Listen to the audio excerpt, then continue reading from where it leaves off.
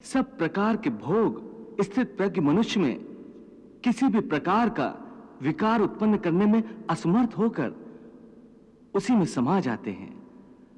अर्थात स्थित प्रज्ञ मनुष्य समस्त भोगों का उपभोग करते हुए भी आसक्ति से मुक्त रहते हैं। सामान्य मनुष्य तो भोग की पदार्थों के पीछे दौड़ते हुए अपनी जीवन यात्रा समाप्त कर देता है, परंतु स्थित प्रज्ञ मनुष्य की जीवन यात्रा जन कल्याण का उद्देश्य रखती है।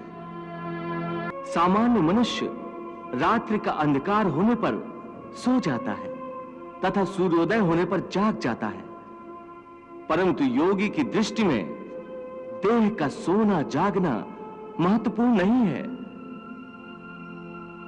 कर्मयोगी ज्ञान के प्रकाश को दिन तथा अज्ञान के अंधकार को ही रात मानता है।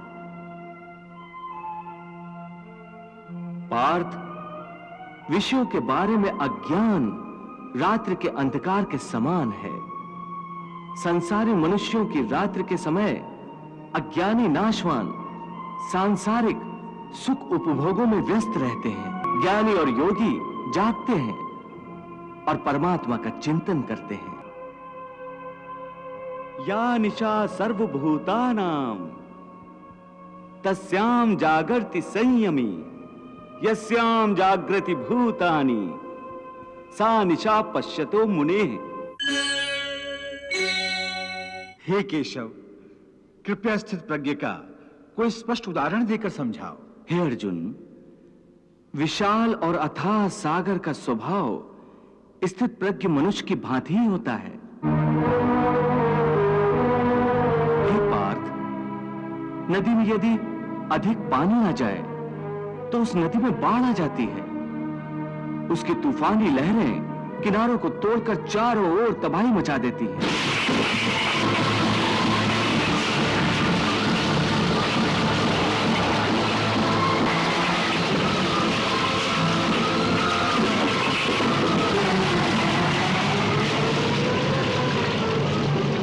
यह हाल एक क्षुद्र मन वाले व्यक्ति का होता है।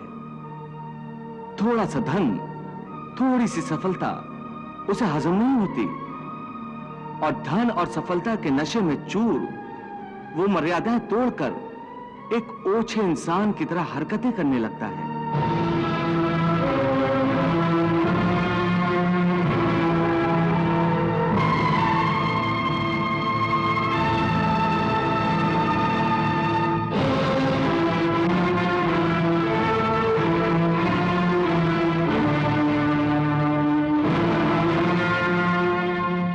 परंतु स्थित प्रज्ञ मनुष्य एक सागर की भांति होता है जिसमें चारों ओर से नदियों का जल निरंतर जमा होता रहता है।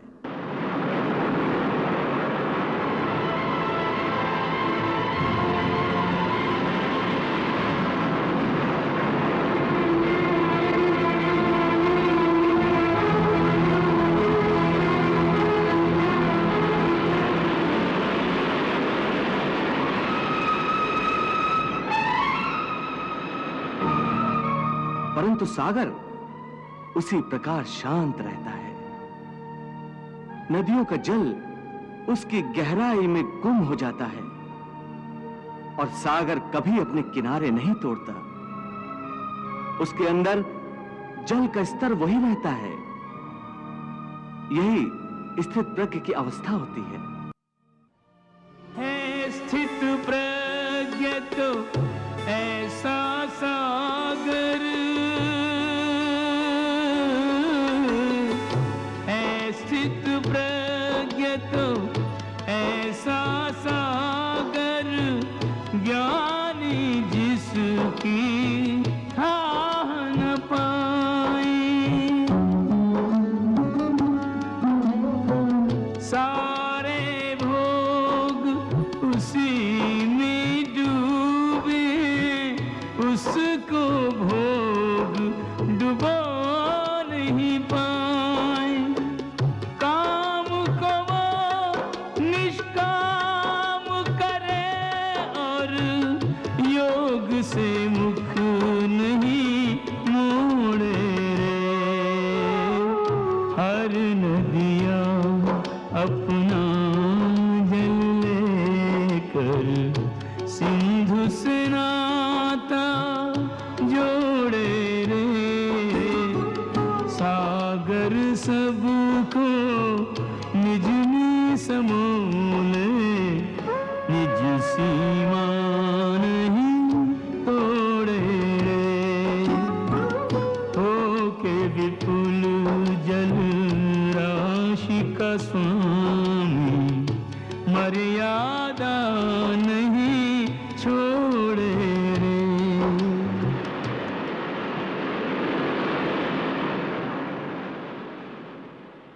इसी तरह सब प्रकार के भोग स्थित प्रज्ञ मनुष्य में किसी भी प्रकार का विकार उत्पन्न करने में असमर्थ होकर उसी में समा जाते हैं। अर्थात स्थित प्रज्ञ मनुष्य समस्त भोगों का उपभोग करते हुए भी आसक्ति से मुक्त रहते हैं। पार्थ, ऐसे स्थित प्रज्ञ को परम शांति प्राप्त होती है। ऐसे स्थित प्रज्ञ मनुष्य ही जगत का कल्याण करते हैं, लोक कल्याण करते हैं। सामान्य मनुष्य तो भोग की पदार्थों के पीछे दौड़ते हुए अपनी जीवन यात्रा समाप्त कर देता है, परंतु स्थित प्रज्ञ मनुष्य की जीवन यात्रा जन कल्याण का उद्देश्य रखती है।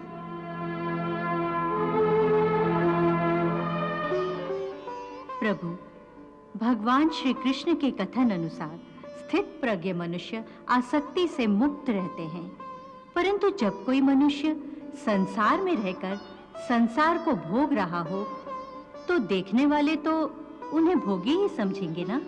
हाँ देवी, स्थित प्रज्ञ मनुष्य को इसकी चिंता कहाँ होती है कि कोई संसारी उसे क्या समझता है। वो संसार के भोग निरासक्त भाव से भोगता है। ऐसा धीरमती पुरुष यदि किसी नर्तकी का नृत्य भी देख रहा हो तो उसको भी वो भगवान की लीला समझकर देखता है। फिर कोई मनुष्य ये कैसे जान सकता है कि कोई व्यक्ति आसक्ति का मारा हुआ है या स्थित प्रज्ञ, वो भोगी है या योगी? देवी, जैसे चंद्रमा का असल रूप रात के अंधेरे में दिखता है, वैसे ही एक असली योगी का प्रकाश रात के अंधेरे में प्रकट होता है। क्योंकि जिस समय सारा संसार सोता है, उस समय योगी अपने हृदय में ज्ञान का दीप जलाकर मेरी भक्ति की साधना करता है।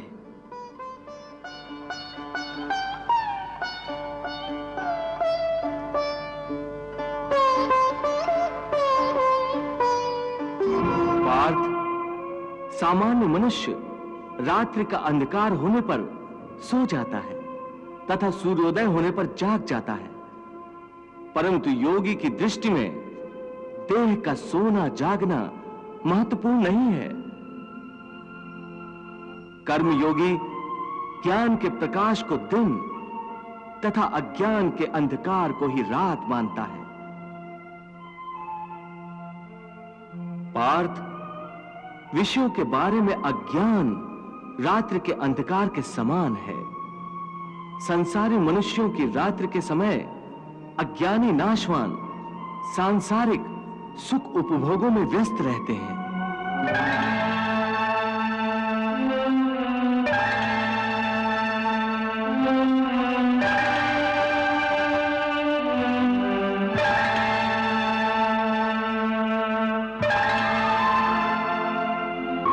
ज्ञानी और योगी जागते हैं और परमात्मा का चिंतन करते हैं।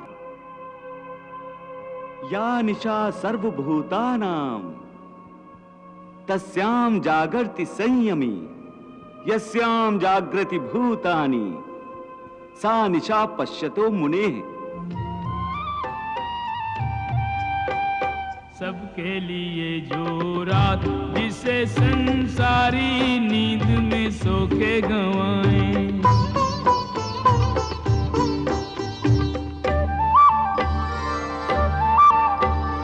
जोगी जन उस रात में जागे, ध्यान धरें और अलख जगाएं।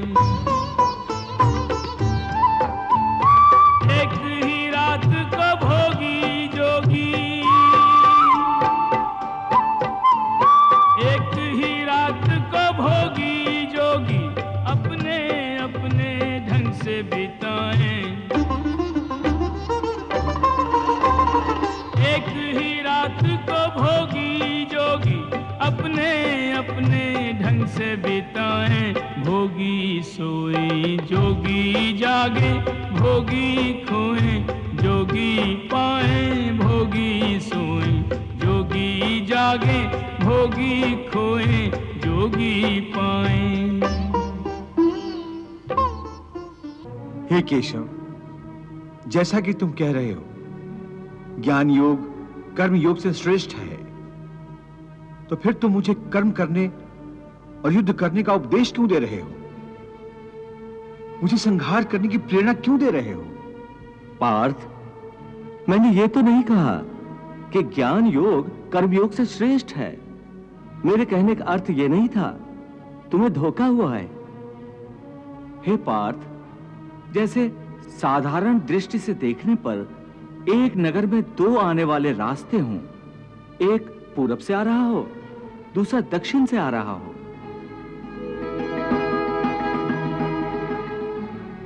परंतु जिस तरह वो दोनों रास्ते अलग अलग दिशाओं से आते हुए एक ही नगर में पहुंचते हैं,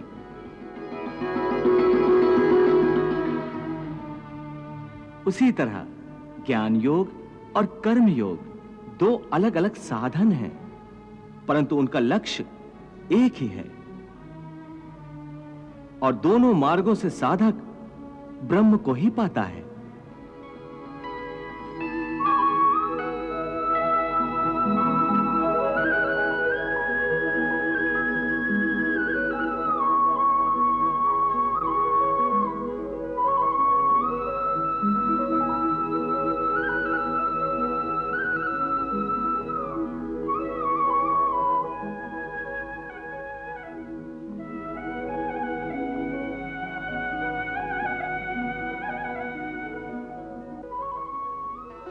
इसलिए दोनों योग उत्तम है, परंतु ज्ञान पर आधारित सांख्य योग की साधना कठिन है।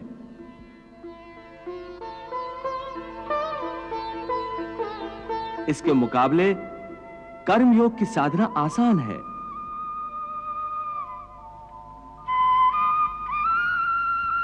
हे अर्जुन, मैंने पूर्व काल में भी इस लोक में रहने वालों के लिए दो प्रकार की निष्ठा कही थी, ज्ञानियों के लिए अथवा सन्यासियों के लिए ज्ञान योग की,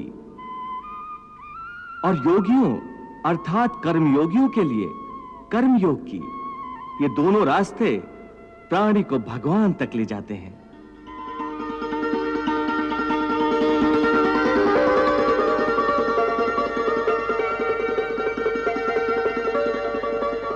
लोके अस्मिन् द्विविधा निष्ठा पुरा प्रोक्ता मया नघ, ज्ञान योगेन सांख्यानाम कर्म योगेन योगिनाम। और निष्पाप मैंने सांख्य योग कर्म योग दो प्रकार निष्ठा इस लोक में बताई है। सांख्य योगियों की निष्ठा का आधार ज्ञान योग, निष्ठा योगियों ने कर्म योग ही से पाई है।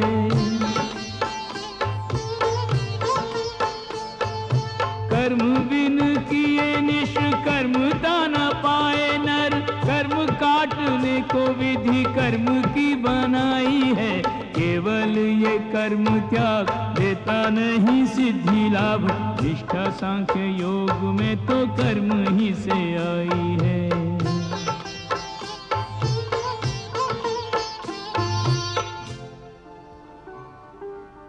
हे महादेव,